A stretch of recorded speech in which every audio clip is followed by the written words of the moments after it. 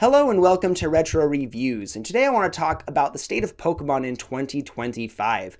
Now, it's no secret that Pokemon games were never very well optimized on the Nintendo Switch. When Sword and Shield got announced, it ran pretty darn well, but it looked pretty garbage. Legends Arceus came out and had plenty of performance issues, but it was mostly playable, mostly fun. People liked the new mechanics. Then Violet and Scarlet came out, and everyone was like, this is the buggiest, least optimized mess I have ever seen. And people were optimistic about the Switch too because they were like, well, this is finally Game Freak's time to make something fantastic.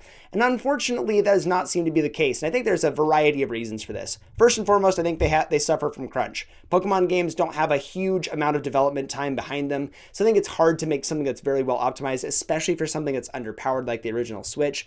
But also, I don't think they have really that much care and attention to detail when they know the games are going to sell anyway. They sell millions of copies even in a broken state. So they've never had much reason to optimize and make their games super great because they can just take their time and slowly patch it and make it serviceable enough without ever taking those extra steps. And it's kind of infuriating because it's the biggest media franchise of all time. It's the most successful media franchise ever. There is nothing more popular than Pokemon.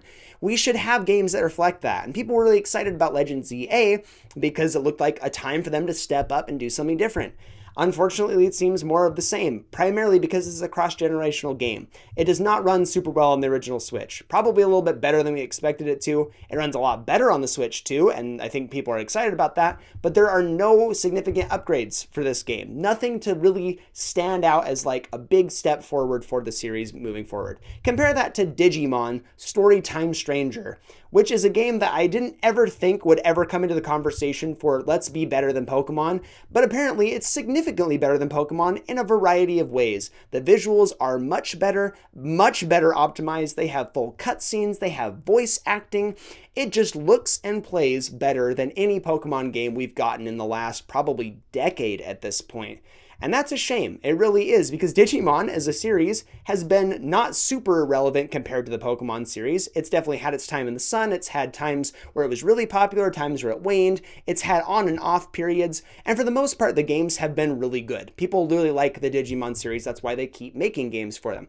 But Pokemon, people will just buy it no matter what. And so the comparison right now, a lot of people are saying is that Digimon is making better strides in this genre of games way more than Pokemon is. And they want Game Freak to step it up. And I am very much in that camp. There's a lot of me that wants to play Pokemon games, wants to get the new one as soon as it comes out. I really like the idea of Pokemon. I like talking about one of my friends about Pokemon. I like talking to my brother-in-law about it. I really like Pokemon as a concept, but unfortunately, I just don't like playing the game nearly as much as I like Pokemon as a world or as a collection thing. I really like collecting all the Pokemon. That's something I really enjoy. That's the aspect that really hooks me. But when a game isn't fun to play, when it's not exciting to go out and do the things that you're doing, it doesn't pull me in nearly as much. And I think that Pokemon needs to innovate a little bit more or they're going to start falling behind. Not saying that Digimon's going to be the thing that takes them down because that's not a huge franchise in a lot of ways, but I do think it's starting to show the chinks in the armor a lot more with things like Digimon, with things like Palworld being extremely successful. They're showing up Nintendo at their own game and doing it with not nearly as much recognizable content. And I think that's the thing that should be really sparking Game Freak and Nintendo into gear for the Switch 2.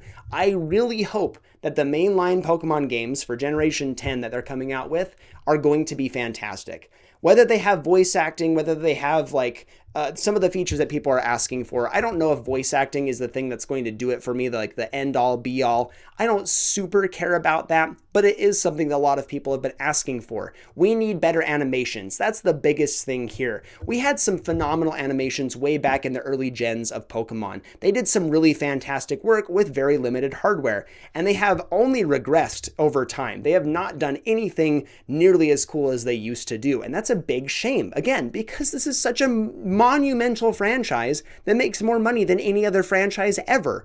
Why can't we funnel more resources into making these games phenomenal. If we just put even a little bit of elbow grease into these games, they would be 10 out of 10s. People would still be praising Pokemon as the best creature capturing and training game ever. It wouldn't even be close to a contest. The fact that Digimon and Palworld are going toe-to-toe with Pokemon and beating it at its own game in almost every right is astonishing. We shouldn't be having this. And I think Nintendo has been content to ride this wave for a while, but now obviously they're making all these moves, these litigious moves, which are stupid, by the way, to patent like the whole Pokemon catching thing and make it so that other games can't use that mechanic and can't do this and that and the other thing because they're losing. That's the only reason they're coming out swinging. It's because they're losing. And I think that they need to start innovating, because honestly, for me, and I know that I'm not the majority here, I'm not the millions of people that go and buy Pokemon games every time they come out, it just isn't enticing for me.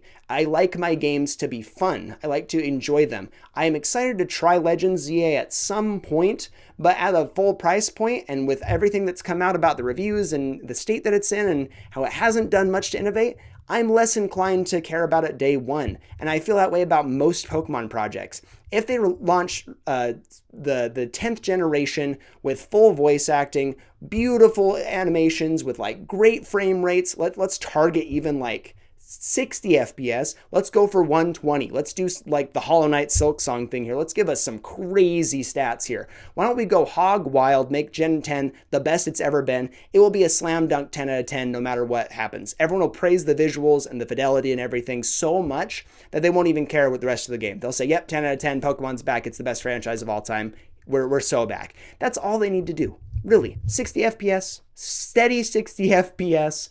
Give us some cutscene work, give us some voice acting, just a little bit of elbow grease, and you've got the most successful franchise, and it's the best franchise as well. So I just wanted to talk about that a little bit today, because I just think the discourse is so funny to see that Digimon is just kicking Pokemon's butt right now. It actually makes me want to go play Digimon Storytime Stranger. I've heard it from my buddy Shin0555 here on YouTube. Go check him out. Great friend of the channel.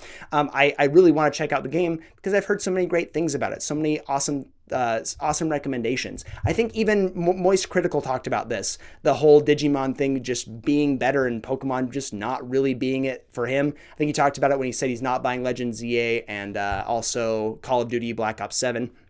It's just a really interesting thing to be going around, again, because Digimon is just not the most relevant, and the fact that it's just kicking Pokemon's butt is really funny to me. I do like Legends ZA, just because Totodile is a starter and he's my favorite Pokemon of all time. But again, I'm just not going to be buying that. I'm not going to be paying that any attention until it goes down to a serviceable price, like that $40 price range. $70 is way too much. It's a tale as old as time right now. Games are too expensive, blah, blah, blah. I'm not going to be wasting my money and energy on a game that isn't innovating on the formula that they've been milking for so long. So I do think that Gen 10 needs to be a lot better. I'll keep almost saying Season 10. Gen 10 needs to be a lot better moving forward. I think everyone expects that from Game Freak, and I hope that Nintendo has been pushing them to make something better. Let me know in the comment section down below what you think. Thank you so much for watching, and I'll see you on the next one.